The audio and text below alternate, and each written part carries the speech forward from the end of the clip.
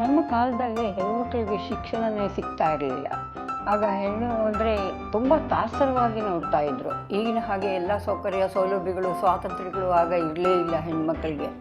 ಹಿರಿಯರು ಏನು ಹೇಳ್ತಾರೋ ಅದರೊಟ್ಟಿಗೆ ನಡಿಬೇಕಾಗಿತ್ತು, ಕೇಳಬೇಕಾಗಿತ್ತು, ಅವ್ರಿಗೆ ತಗ್ಗಿ ಬಗ್ಗಿ ನಡಿಬೇಕಾಗಿತ್ತು. ಅಂತಹ ಕಾಲಘಟ್ಟದಲ್ಲಿ ನಾನು ಹುಟ್ಟಿದವಳು. ನನಗೆ ಶಿಕ್ಷಣ, ನನಗೆ ವಿದ್ಯಾಭ್ಯಾಸದ ಬಗ್ಗೆ ತುಂಬ ಆಸಕ್ತಿ, ತುಂಬ ಮೊದಲಿನಿಂದಲೂ ಓದಬೇಕು ಅನ್ನೋ ಒಂದು ಆಸೆ ಇತ್ತು ನನಗೆ. ನಾನು ಹತ್ತು ಕರೆದು ಶಾಲೆಗೆ ಹೋದವಳು. ಕದ್ದು ಮುಚ್ಚಿ ನಮ್ಮಮ್ಮ ನನ್ನನ್ನು ಶಾಲೆಗೆ ಕಳಿಸ್ತಾ ಇದ್ಲು. ಅಲ್ಲಿ ಪ್ರಾಥಮಿಕ, ನಾನು ಹುಟ್ಟಿದ ಹೆರ್ಗ ಗ್ರಾಮದಲ್ಲಿ, ಅದು ತುಂಬ ಕುಗ್ಗಾಡು. ಆಗಿನ ದಿವಸಗಳಲ್ಲಿ ಅವಿಭಕ್ತ ಕುಟುಂಬನೇ ಜಾಸ್ತಿ ಆಗಿದ್ದಿದ್ದು. ಹಿರಿಯರು ಏನು ಹೇಳ್ತಾರೋ ಅದರಂತೆ ಕಿರಿಯವರು ನಡಿಬೇಕಾಗಿತ್ತು. ನಮ್ಮ ದೊಡ್ಡಪ್ಪ ಹೇಳಿದ ಹಾಗೆ ನಮ್ಮ ತಮ್ಮನ ಮಕ್ಕಳೆಲ್ಲ ನಡ್ಕೋಬೇಕು. ತಮ್ಮನ ಮಕ್ಕಳು, ತಮ್ಮನ ಹೆಂಡತಿ, ಪ್ರತಿಯೊಬ್ಬರು ತಮ್ಮ ಎಲ್ಲರೂ ಅಣ್ಣ ಹೇಳಿದ ಹಾಗೆ ನಡ್ಕೋಬೇಕಾಗಿದ್ದಂತಹ ಕಾಲ ಅದು. ನಮ್ಮ ದೊಡ್ಡಪ್ಪ ಅವ್ರ ಹೆಣ್ಮಕ್ಳಿಗೆ ಓದಿಸ್ಲಿಲ್ಲ, ನಾನು ಓದ್ಕೊಡೋದು ಅಂತ ಗಲಾಟೆ ಮಾಡಿದರು. ಅದರಿಂದಾಗಿ ನಾನು ಕದ್ದು ಮುಚ್ಚಿ ಶಾಲೆಗೆ ಹೋಗಬೇಕಾಗಿ ಬಂತು. ಪ್ರಾಥಮಿಕ ಶಾಲೆ ಸರ್ಕಾರಿ ಶಾಲೆಯಲ್ಲಿ ಅಲ್ಲಿ ಓದಿದೆ ನಾನು. ಅಲ್ಲಿ ಕೆಲವು ವರ್ಷಗಳು, ಅಂದರೆ ನನಗೆ ಸುಮಾರು 7-8 ವರ್ಷ ಇರ್ಬೋದು. ಆವಾಗ ನಾವು ಹಳ್ಳಿ ಬಿಟ್ಟು ದಿಲ್ಲಿಗೆ ಅನ್ನೋ ಹಾಗೆ ಬೆಂಗಳೂರಿಗೆ ಬಂದ್ವು. ಅದಕ್ಕೆ ಮುಂಚೆ ಆ ಬಾಲ್ಯದಲ್ಲಿ ನಾನು ಕಂಡುಂಡ ಅನುಭವಗಳಿದೆಯಲ್ಲ, ಅದು ದಟ್ಟವಾದ್ದು, ಸಮೃದ್ಧಿಯಾದದ್ದು. ನಾನಾ ರೀತಿಯ ಜನಗಳನ್ನು ನಾನು ನೋಡಿದ್ದೀನಿ ಹಳ್ಳಿನಲ್ಲಿ, ನಾನಾ ರೀತಿಯ ಬದುಕನ್ನು ನೋಡಿದ್ದೀನಿ.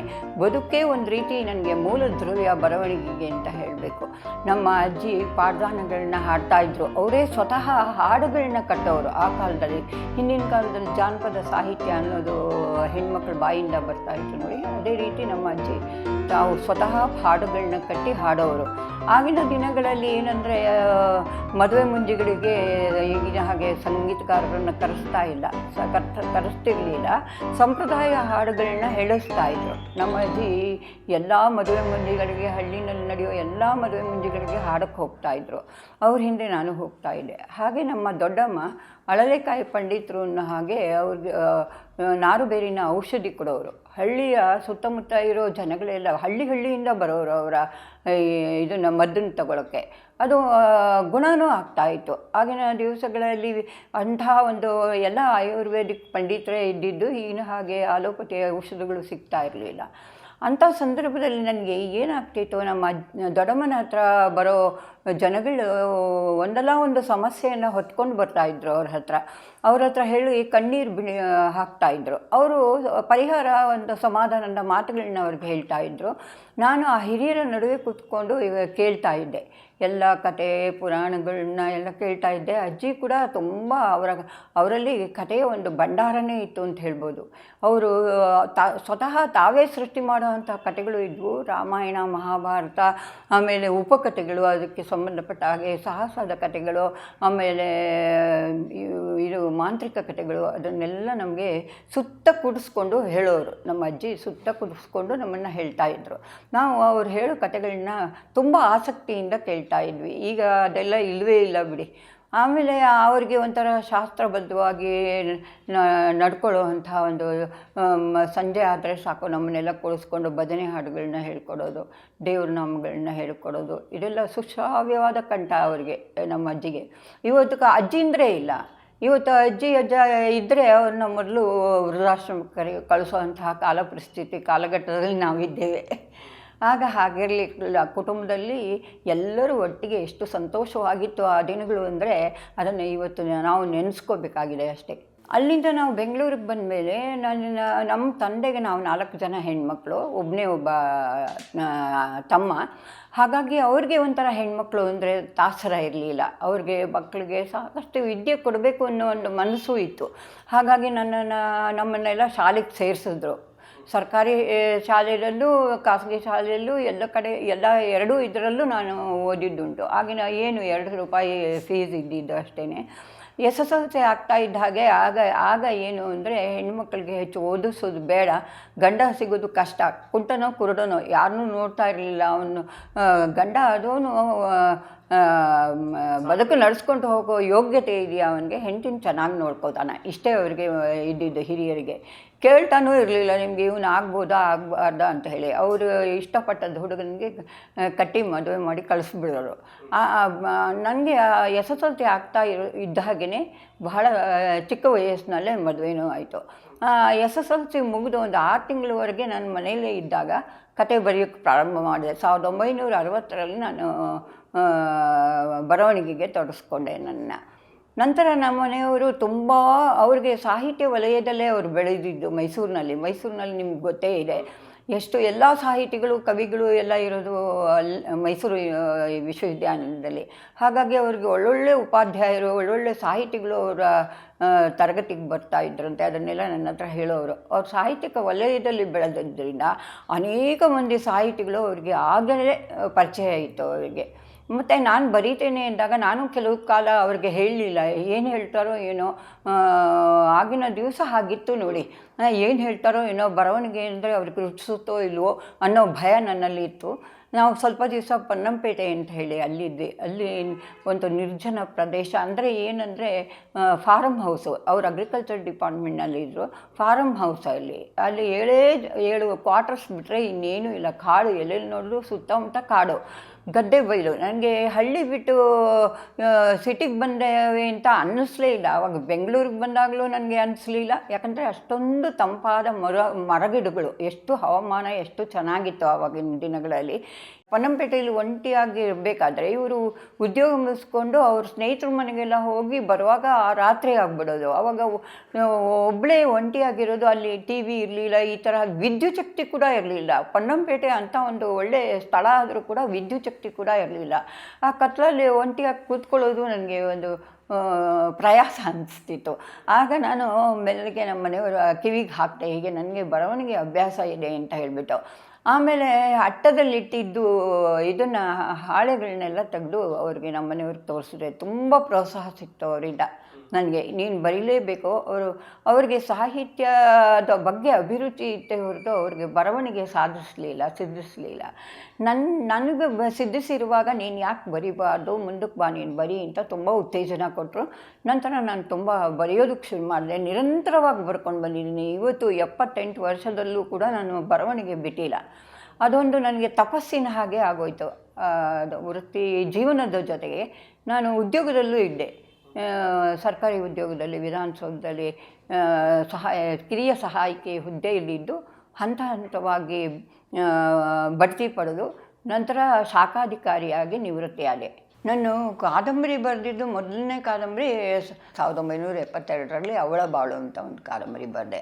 ಅದಕ್ಕೂ ಮುಂಚೆ ಸಣ್ಣ ಕಥೆಗಳನ್ನ ಜನಪ್ರಗತಿ ಅಂತ, ಆಗ ಎಲ್ಲ ಗೋಕುಲ, ಪ್ರಜಾಮತ, ಜನಪ್ರಗತಿ, ಆಮೇಲೆ ಕರ್ಮವೀರ, ವಿಶಾಲ ಕರ್ನಾಟಕ ಇಂಥ ಪತ್ರಿಕೆಗಳು ಬರ್ತಾಯಿತ್ತು. ಈಗ ಸುಧಾ ಎಲ್ಲ ಆಮೇಲೆ ಹುಟ್ಟಿದ್ದು, ಸುಧಾ, ತರಂಗ ಆಮೇಲೆ ಅದೆಲ್ಲ ಆಮೇಲೆ ಹುಟ್ಟಿದ್ದು. ಅದಕ್ಕೆ ಮುಂಚೆ ಅದು ಪ್ರಜಾಮತ ಓದೋರು ತುಂಬ ಜನ ಇದ್ದರು. ಆ ಕಾಲದಿಂದ ನಾನು ಬರ್ಕೊಂಡು ಬಂದಿದ್ದೀನಿ. ಜನಪ್ರಗತಿನಲ್ಲಿ ನನ್ನ ಮೊದಲ ಕತೆ ಬಂತು. ಅದು ಒಂದು ವಿಧವಾ ಸಮಸ್ಯೆ ಬಗ್ಗೆ ಬರೆದಿದ್ದೆ. ಆಗಿನ ದಿನಗಳಲ್ಲಿ ವಿಧವೆಯರಿಗೆ ಮದುವೆ ಮಾಡೋದು ತುಂಬ ಕಡಿಮೆ ಇತ್ತು, ಇಲ್ಲವೇ ಇಲ್ಲ ಅಂತಲೇ ಹೇಳಬೇಕು. ನನಗೆ ನಮ್ಮ ಊರಿನಲ್ಲಿ ಈ ಬಾಲವಿಧವೆಯರು ತುಂಬ ಜನ ಇದ್ದರು. ಬಾಲವಿಧವೆಯರಿಗೆ ಅಶನಾರ್ಥ ಅಂತ ಹೇಳಿಬಿಟ್ಟು ಗಂಡನ ಮನೆಯಿಂದ ಒಂದಿಷ್ಟು ಅವ್ರಿಗೆ ಸಿಗ್ತಾಯಿತ್ತು, ಜಮೀನು ಏನಾದರೂ ಒಂದು ಸ್ವಲ್ಪ ಕೊಡ್ತಾಯಿದ್ರು ಅಶನಾರ್ಥ ಅಂಥೇಳಿ. ಅವರು ಅದನ್ನು ಪಾಪ ಉಪಯೋಗಿಸ್ಕೊಂಡು ಜೀವನ ಹೇಗೋ ಸಾಗಿಸ್ತಾಯಿದ್ರು. ಆದರೆ ಇವರು ಅರಸು ಅವರು ಬಂದ ಕಾಲದಲ್ಲಿ ಭೂ ಸುಧಾರಣೆ ಜಾರಿಗೆ ಬಂತಲ್ಲ 1978ರಲ್ಲಿ, ಆಗ ಭೂಮಿನೆಲ್ಲ ಕಳ್ಕೊಂಡ್ರು ಬಾಲವಿಧವೆಯರು. ಏನು ಮಾಡಬೇಕು, ಹೊಟ್ಟೆಗೆ ಬಟ್ಟೆಗೆ ಇಲ್ಲದೆ ಇದ್ದರೆ ಎಷ್ಟು ಕಷ್ಟ ಅವರ ಬದುಕು. ಬಾಲ್ಯದಲ್ಲೇ ವಿವಾಹ ಆಗಿರ್ತಾರೆ, ಗಂಡ ಸತ್ತೋಗಿರ್ತಾನೆ, ಮಕ್ಕಳು ಆಗಿರಲಿಲ್ಲ. ಯಾಕಂದರೆ ಅವರ 8-9 ವರ್ಷದಲ್ಲಿ ಮದುವೆ ಮಾಡಿ ಕೊಟ್ಟರೆ ಮಕ್ಕಳಲ್ಲಿ ಆಗ್ತಾರೆ. ಅಂಥ ಸಂದರ್ಭದಲ್ಲಿ ಪಾಪ ಅವ್ರು ಏನು ಮಾಡಬೇಕು ಜೀವನ. ಅದಕ್ಕೆ ಅವರು ಬತ್ತಿ ಹೊಸೆಯೋರು, ಇದು ದೇವರಿಗೆ ದೀಪದ ಬತ್ತಿ ಹೊಸಿತಾ ಇದ್ದರು. ಅದು ಸಾವಿರ ಗಟ್ಟಲೆ ಹೊಸದು ಅವರು ಮಠಕ್ಕೆ ಕೊಡೋರು. ಅದರಿಂದ ಅವರಿಗೆ ಅಲ್ಲಿ ಮಠದಲ್ಲಿ, ಕೃಷ್ಣ ಮಠದಲ್ಲಿ ಅವರಿಗೆ ನಿತ್ಯ ಊಟ, ಒಂದು ಹೊತ್ತು ಊಟ ಹಾಕ್ತಾಯಿದ್ರು. ಹಾಗೆ ಅವ್ರ ಜೀವನ ಹೋಗ್ತಾಯಿತ್ತು. ಅದನ್ನು ನೋಡಿದಾಗ ಬತ್ತಿ ನೋಡಿ ಎಷ್ಟು ಕಷ್ಟ ಹೊಸೆಯೋದು, ಅದು ಬತ್ತಿಯಂತೆ ಅವ್ರ ಜೀವನನ ವ್ಯರ್ಥವಾಗಿ ಕಳೀತಾರಲ್ಲ ಪಾಪ. ಇಂಥ ಮಕ್ಕಳಿಗೆ ಇಂಥ ಮಕ್ಕಳಿಗೆ ಯಾಕೆ ಮರುಮದುವೆ ಮಾಡಬಾರ್ದು ಅನ್ನೋ ಒಂದು ದೃಷ್ಟಿ ನನ್ನಲ್ಲಿತ್ತು. ಅವ್ರನ್ನೆಲ್ಲ ಹತ್ತಿರದಲ್ಲಿ ನೋಡಿ ಅವ್ರು ಪಡೋ ಕಷ್ಟನ ನೋಡಿದ್ನಲ್ಲ, ಯಾಕೆ ಮರುಮದುವೆ ಮಾಡಬಾರ್ದು, ಇದು ಕಥೆಯಲ್ಲಿ ಹೇಳೋಣ, ನೋಡೋರಾದರೂ ನೋಡಲಿ ಅಂತ. ಅದೇ ಫಸ್ಟು ಕತೆ ಅದೇನೆ, ಗಾಜಿನ ಬಳೆ ಅಂತ ಅದರ ಹೆಸರು. ನಾನು ಸುಮಾರು ಆಗಿನಿಂದ ಈಗಿನವರೆಗೂ ಲೆಕ್ಕ ಹಾಕಿದರೆ ಸುಮಾರು 55 ಕಾದಂಬರಿಗಳನ್ನ ಬರೆದಿದ್ದೇನೆ, 6 ಸಣ್ಣ ಕಥೆಗಳನ್ನ ಬರೆದಿದ್ದೇನೆ. ನನಗೆ ಸಣ್ಣ ಕಥೆಗಳು ಅಂದರೆ ತುಂಬ ಪ್ರಿಯವಾದ ಸಂಗತಿ. ಯಾಕಂತಂದರೆ ಸಣ್ಣ ಕಥೆಗಳಲ್ಲಿ ಸಂಭಾಷಣೆಗಳು ಅಷ್ಟಾಗಿ ಇರಲ್ಲ. ಮತ್ತು ಈ ಸಣ್ಣ ಕಥೆಗಳಿಗೆ ಒಂದು ವಿಶೇಷವಾದ ಒಂದು ಸ್ಥಾನ ಇದೆ. ಯಾಕಂದರೆ ಅಡಗೂಲಜ್ಜಿಯಿಂದ ಶುರುವಾದದ್ದು ಕತೆ ಎನ್ನುವುದು. ಕತೆ ಕೇಳೋದು ಅಂದರೆ ಎಲ್ಲರಿಗೂ, ಮಕ್ಕಳಿಂದ ಹಿಡಿದು ಮುದುಕರವರೆಗೂ ಕತೆ ಅಂದರೆ ಭಾಳ ಇಷ್ಟಪಡ್ತಾರೆ. ಈಗ ಯಾಂತ್ರಿಕ ಯಂತ್ರಯುಗದಲ್ಲಿ ಸ್ವಲ್ಪ ಮಟ್ಟಿಗೆ ಓದೋ ಹವ್ಯಾಸ ಕಡಿಮೆ ಆದರೂ ಕೂಡ ಕತೆ ಪುಸ್ತಕ ಓದೋದು ತುಂಬ ಸುಲಭ ನೋಡಿ. ಎಲ್ಲಿ ಬೇಕಾದರೂ ಎಲ್ಲಂತರಲ್ಲಿ ಓದ್ಬೋದು. ಬಸ್ಸಲ್ಲಿ ಕೂತ್ಕೊಂಡು ಓದ್ಬೋದು, ಬಸ್ ಸ್ಟ್ಯಾಂಡ್ನಲ್ಲಿ ನಿಂತ್ಕೊಂಡು ಓದ್ಬೋದು. ಸಮಯ ಕಳೆಯೋದಕ್ಕೆ ತುಂಬ ಸುಲಭವಾದ ಸಾಧನ ಅಂದರೆ ಕತೆ. 2004ರಲ್ಲಿ ಕಥಾವರ್ಷ ಅಂತ 365ದ ಒಂದು ಬೃಹತ್ ಕಥಾ ಸಂಕಲನ ಹೊರಗೆ ತಂದರು ನಮ್ಮ ಮನೆಯವರು. ಅದು ಬಿಸಿ ದೋಸೆ ಹಾಗೆ ಖರ್ಚು ಆಗೋಯ್ತು. ಅದು 3 ಲಕ್ಷ ಹೆಚ್ಚು ಕಡಿಮೆ ಅದಕ್ಕೆ ದುಡ್ಡು ಹಾಕಿದ್ವಿ. 55 ಕಾದಂಬರಿವರೆಗೂ ಬರೆದಿದ್ದೀನಿ. 6 ಕಥಾ ಸಂಕಲನಗಳು. ಬೃಹತ್ ಕಥಾ ಸಂಕಲನದಲ್ಲಿ ಆ 6 ಕಥಾ ಸಂಕಲನದ್ದು ಆಯ್ಕೆ ಮಾಡಿ ಅದರಲ್ಲಿ ಸೇರಿಸಿದ್ದೇವೆ. ನೋಡಿ, 1978ರಲ್ಲಿ ಕನ್ನಡ ಆಡಳಿತ ಭಾಷೆ ಅಂತ ಜಾರಿಗೆ ಬಂತು. ಆ ಜಾರಿಗೆ ಬಂದ ದಿವಸಗಳಲ್ಲಿ ಆವಾಗ ಪಾಟೀಲ್ ಪುಟ್ಟಪ್ಪನವರು ಕನ್ನಡ ಪ್ರಾಧಿಕಾರ ಇರಲಿಲ್ಲ, ಕಾವಲು ಸಮಿತಿ ಅಂತಿತ್ತು, ಕನ್ನಡ ಕಾವಲು ಸಮಿತಿ ಅಂತಿತ್ತು. ಅದರ ಅಧ್ಯಕ್ಷರಾಗಿ ಪಾಟೀಲ್ ಪುಟ್ಟಪ್ಪನವರು ಇದ್ದರು. ಅವರು ಮಹಾಶಿಸ್ತಿನ ಮನುಷ್ಯ. ಅವರು ಕನ್ನಡದಲ್ಲೇ ಬರೀಬೇಕು ಅಂತ ಕಡ್ಡಾಯ ಮಾಡಿದ್ರು. ಸರ್ಕಾರಿ ನೌಕರರಿಗೆಲ್ಲ ಕನ್ನಡದಲ್ಲಿ ಬರೀದೇ ಹೋದರೆ ಅವ್ರದ್ದು ವಾರ್ಷಿಕ ಬಡ್ತಿ ನಿಲ್ಲಿಸಬೇಕು ಅಂತ ಕಡ್ಡಾಯಗೊಳಿಸಿದ್ರು. ಆಗ ಎಲ್ಲರಿಗೂ ಒಂದು ಹೆದರಿಕೆ, ಬಿಸಿ ಮುಟ್ಟಿಸಿದ್ರಲ್ಲ, ಎಲ್ಲರಿಗೂ ಹೆದರಿಕೆ ಇತ್ತು. ಎಲ್ಲರೂ ಕನ್ನಡದಲ್ಲಿ ಮಾಡಬೇಕಾದ್ರೆ ತಾಂತ್ರಿಕ ಶಬ್ದಗಳು ಸಿಗೋದಿಲ್ಲ, ಪಾರಿಭಾಷಿಕ ಶಬ್ದಗಳು ಸಿಗೋದಿಲ್ಲ, ನಮ್ಗೆ ತುಂಬ ಕಷ್ಟ ಆಗುತ್ತೆ ಅಂತ ಗೋಳಾಡೋಕ್ಕೆ ಶುರು ಮಾಡಿದ್ರು. ಅದಕ್ಕಾಗಿ ಸರ್ಕಾರ ಶಬ್ದಕೋಶಗಳನ್ನ ಹೊರಗೆ ತಂತು. ಪ್ರಾರಂಭದಲ್ಲಿ ಸರ್ಕಾರಿ ಉದ್ಯೋಗದಲ್ಲಿದ್ದ ಪ್ರಾರಂಭದಲ್ಲಿ ಮೊದಲು ಶುರು ಮಾಡಿದ್ದು ಒಬ್ಬ ಕನ್ನಡ ಆದೇಶ, ಅಧಿಸೂಚನೆ, ಆಮೇಲೆ ಇದೆಲ್ಲ ನಾನೇ ಬರೆಯೋಕ್ಕೆ ಶುರು ಮಾಡಿದೆ. ಆಮೇಲೆ ಸಹಾಯಕ ನಿರ್ದೇಶಕರು ಒಬ್ಬರು ಹೆಡ್ಸ್ ಆಫ್ ಡಿಪಾರ್ಟ್ಮೆಂಟ್ನಲ್ಲಿ ಅವರೊಬ್ಬರು ಬರೆದ್ರು. ಇನ್ನೊಬ್ಬರು ಶಾಖಾಧಿಕಾರಿಗಳು ಅವರೊಬ್ಬರು ಬರೆದ್ರು. ಒಟ್ಟು 3 ಜನ ನಾವು ಪ್ರಾರಂಭಿಸಿದ್ವಿ ವಿಧಾನಸೌಧದಲ್ಲಿ. ನಮಗೆಲ್ಲ ಆಗ ಪ್ರೋತ್ಸಾಹಧನ ಅಂತ ಕನ್ನಡ ಮತ್ತು ಸಂಸ್ಕೃತಿ ಇಲಾಖೆಯವರು ಪ್ರಾರಂಭದಲ್ಲಿ ಕೊಟ್ಟರು. ಅಲ್ಲಿಂದ ಆಚೆಗೆ ಅನೇಕರು ನನ್ನ ಕಡತನ ತಗೊಂಡು ಹೋಗಿ ಅವರು ಕನ್ನಡದಲ್ಲಿ ಬರೆಯೋದಕ್ಕೆ ಪ್ರಾರಂಭ ಮಾಡಿದ್ರು. ನಾನು ಉದ್ಯೋಗದಲ್ಲಿರುವಷ್ಟು ದಿವಸ ನನಗೆ ಕಂಡ ಹಾಗೆ ಹೆಚ್ಚಿನ ಜನ ಕನ್ನಡದಲ್ಲಿ ಬರೀತಾ ಇದ್ದರು. ಏನಂದರೆ ನಮ್ಮದು ಇವಾಗ ಪೂರ್ತಿಯಾಗಿ ಪಾಶ್ಚಾತ್ಯ ಸಂಸ್ಕೃತಿಗೆ ನಾವು ವಾಲ್ತಾ ಇದ್ದೇವೆ. ಅದು ಆಗಬಾರ್ದು. ನಾನು ಒಂದು ಕೆಟ್ಟ ವಿಷಯನ ತಗೊಂಡು ನಾನು ಬರೆದರೂ ಕೂಡ ಅಲ್ಲಿ ಸಂಸ್ಕೃತಿಗೆ ಕೊನೆಯಲ್ಲಿ ಆ ಸಂಸ್ಕೃತಿಯೇ, ನಮ್ಮ ಭಾರತದ ಸಂಸ್ಕೃತಿ ಹೇಗಿತ್ತು ಅದು ಯಾವತ್ತೂ ಅಳಿಬಾರ್ದು ಅನ್ನೋ ಒಂದು ದೃಷ್ಟಿಕೋನ ಇಟ್ಕೊಂಡೇ ಪ್ರತಿಯೊಂದು ಬರೆದಿದ್ದೇನೆ. ಎಲ್ಲ ವಿಷಯಗಳು ಇದೆ, ಯಾವ ವಿಷಯ ಇಲ್ಲ, ಯಾವ ವಿಷಯ ಇದೆ ಅನ್ನೋ ಹಾಗಿಲ್ಲ.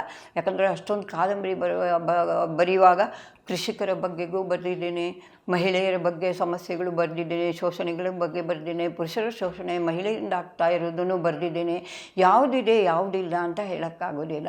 ಪ್ರತಿಯೊಂದು ವಿಷಯದ ಮೇಲೆ ಬದುಕನ್ನು ಒಂದು ಆಳವಾದ ದೃಷ್ಟಿಯಿಂದ ನೋಡುವಂತಹ ಗುಣ ಪ್ರಾಯಶಃ ನನಗೆ ದೈವದತ್ತವಾಗಿ ಬಂದಿದೆ ಅಂತ ಕಾಣಿಸುತ್ತೆ. ಯಾಕಂದರೆ ಕೋಲ್ರೇಜ್ ಹೇಳ್ತಾನೆ, ಇದು ಒಂದು ಮಿಂಚಿದ ಹಾಗೆ ಇದು ಸಾಹಿತ್ಯ ಅಂತ.